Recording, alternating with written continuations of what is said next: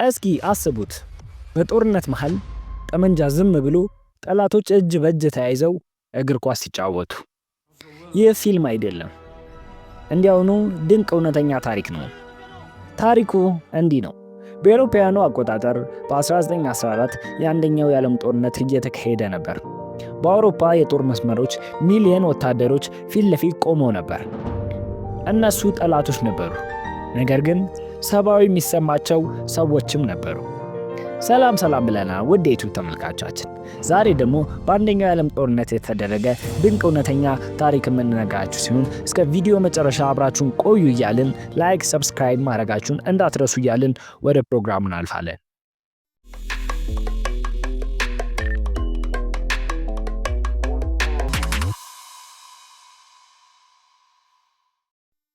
ታሪኩ ሲጀምር በአንደኛው የዓለም ጦርነት መሃል በአውሮፓውያኑ አቆጣጠር በ1914 ጦር መስመሮች መካከል አስደናቂ ነገር ተከሰተ።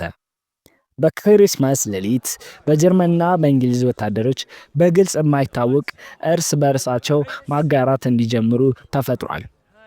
እግር ኳስ ቋንቋ አልፈለገም። ለአንድ ጊዜም ቢሆን ጦርነትን አቁሟል። ሰላም እንዴት እንደሚኖር ይህ ቀን ታሪክን ያሳያል። የክሪስማስ ሌሊት ሲደርስ ከጀርመን መስመር የመዝሙር ድምፅ ተሰማ። ከእንግሊዝና ከፈረንሳይ ወገንም መልስ ወጣ። ቀስ በቀስ ወታደሮቹ ከመስመራቸው ወጡ። እጃቸውን ተጨባበጡ፣ ሲጋራም ተቀያየሩ፣ ፎቶም ተነሱ፣ ቸኮሌትም ተከፋፈሉ። ከዚያም የማይታመን ነገር ተፈጠረ። ኳስ ተገኘ።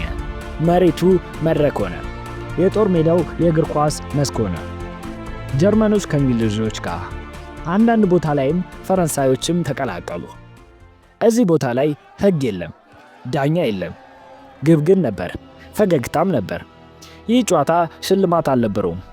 ይህ ጨዋታም ዋንጫ አልነበረው። ነገር ግን አንድ መልእክት ነበረው። ሰው ሰውን ከጦርነት በላይ ይሆናል የሚል ነው። ከምንም በላይ ደግሞ ሰላም ከምንም በላይ እንደሆነ በእግር ኳስ ተናግረዋል። እግር ኳስ ቋንቋ አልፈለገም፣ ፖለቲካ አልጠየቀም። ለአንድ ጊዜ ግን ጦርነትን አቆመ። ቀጣይ ቀን ግን ጦርነቱ ቀጠለ። ነገር ግን ያ ቀን በታሪክ ቀረ። እግር ኳስ መዝናኛ ብቻ አይደለም፣ አንዳንድ ጊዜ የሰላም መልእክትም ነው። እናንተ ይህን ታሪክ ምን ትላላችሁ? አስተያየታችሁን በኮሜንት ቻናላችንን በሰብስክራይብ ያገዛችሁ።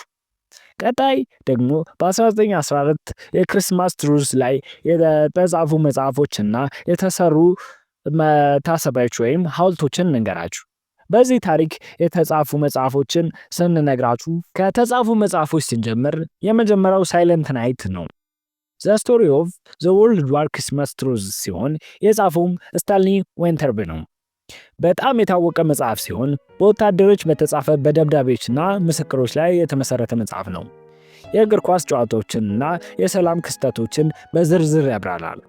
ሁለተኛው ደግሞ ክሪስማስ ትሩዝ ሲሆን ማልኮም ብራውን ኤንድ ቻርሊ ስቶን የጻፉ ሲሆን ይህም እውነተኛ ሰነዶችና ፎቶዎች እና የወታደሮች ቃለ ምስክር ያካትታል።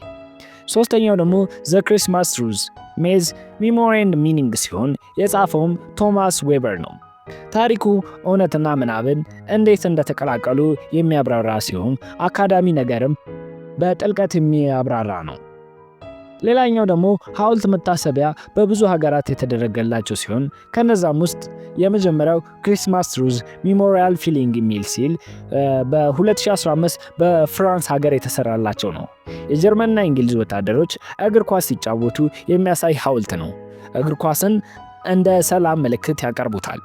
ሁለተኛው ደግሞ ናሽናል ሚሞሪ አረን ዩናይትድ ኪንግደም የሰራች ሲሆን በ1914 ክሪስማስ ትሩዝ የሚያስታውስ መታሰቢያ ክፍል አለ። የወታደሮችን ሰብአዊነት የሚያሳይም ነው። ሶስተኛው ደግሞ ፊፋ ኮሜርሻል ሞመንት የሚል ሲሆን በ2014 የተሰራ ሲሆን 100 ዓመታት ክብረ በዓልን ጊዜ የተነሳ እግር ኳስ ከጦርነት በላይ መሆኑን የሚያሳይ ምልክት ነው። ከመጽሐፉ የተወሰዱ ታዋቂ አጭር ኩዌት ስንነግራችሁ ከሳይለንት ናይት ስታንሊ ዌንተርብ የተወሰደው በአንድ ሌሊት የጠላት መስመር ጠፋ፣ ወታደሮችም እንደ ሰዎች ተገናኙ የሚል ነው። የሁለተኛው ደግሞ ክሪስማስ ትሩዝ ነው። ማልኮም ብራውን ኤንድ ቻርሊ ስቶን የተጻፈው መጽሐፍ ነው።